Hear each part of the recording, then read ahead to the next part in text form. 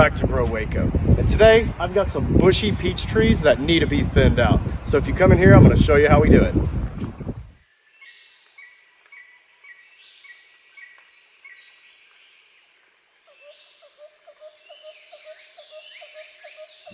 Alright, so the first thing we're going to do, when you're trimming a peach tree, what you want it to look like is pretty much a donut. So you need to clear out the insides and make sure that the branches that are growing aren't going into your donut. So branches that are shooting straight up, these have got to go. So we'll just get down here at the base. We'll snip them off. So anyone that's growing into your donut, you want to get rid of it. Another thing about peach trees is the peaches only grow on your second year branches. So what we're cutting off right now would bear peaches next year, but it's going to compromise the shape of our tree, and long term, that's no good. So these branches that are growing out away from the tree, we're going to leave those, and these are going to be the ones that are going to give us peaches next year.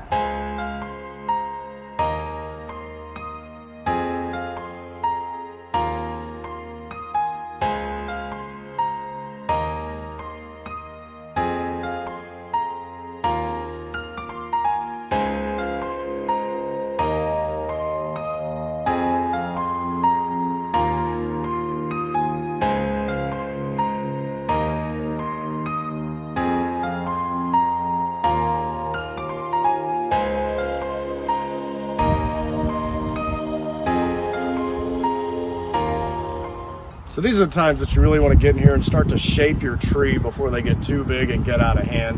So right now we're pruning this thing, so years from now, we don't have a mess on our hands. And again, that's just anything that's coming straight up, that's invading your donut. You want to cut it out and make sure it's growing out and up.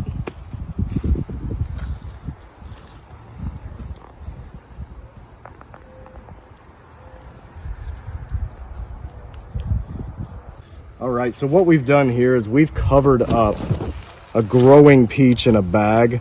Last year, we had quite a few peaches on this tree. We were waiting for them to ripen. They were getting big. And the next day we came out and they were all gone. They weren't laying on the ground. We have no idea where they went. We're pretty sure something came and grabbed them. But this year we're covering them up and we'll see if that works. It's especially important even to get these little peach trees like this one that I just planted this year, to get in there and start shaping it and make sure that its donut comes out looking nice.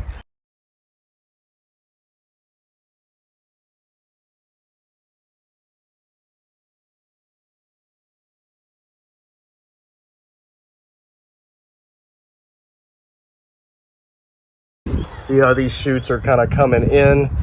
We want to get rid of those.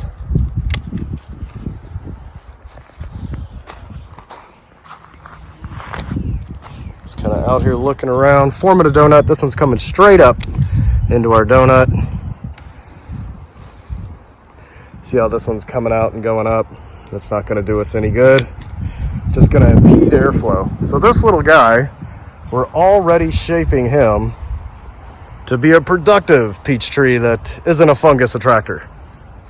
So if you're thinking about getting a peach tree, one thing to be aware of that I wasn't really aware of when I first got mine is you need to know how many chill hours you have in your area.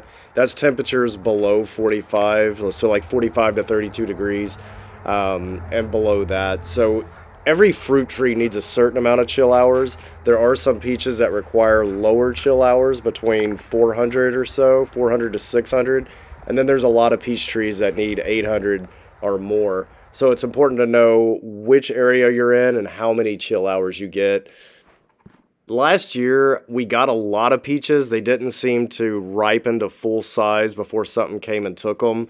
I don't think I watered enough. I know when making the fruit, you need to water extra. So this year, I'm gonna try to focus more on fertilizing and watering these trees more regularly. I did plant my trees in direct sunlight where they're going to get 6 to 8 hours every day, which they like. All right, so if you look here, we've cleared out our donut area, and this allows for the wind to come through to carry off all that fungus and disease that can get in here. And if you've ever tried to grow fruit trees, especially here, it is nearly impossible. So anything you can do to get rid of the fungus, and what we find a lot here in the peaches is peach leaf curl. And once it gets that, it'll kind of turn red and you'll see the leaves start to curl up. This one right here is an early Alberta peach, and it gives peaches first of the season, whereas my other two are Georgia Belle peaches, and they give peaches a little bit later. Thank you for joining us, and we'll see you next time on Grow Waco.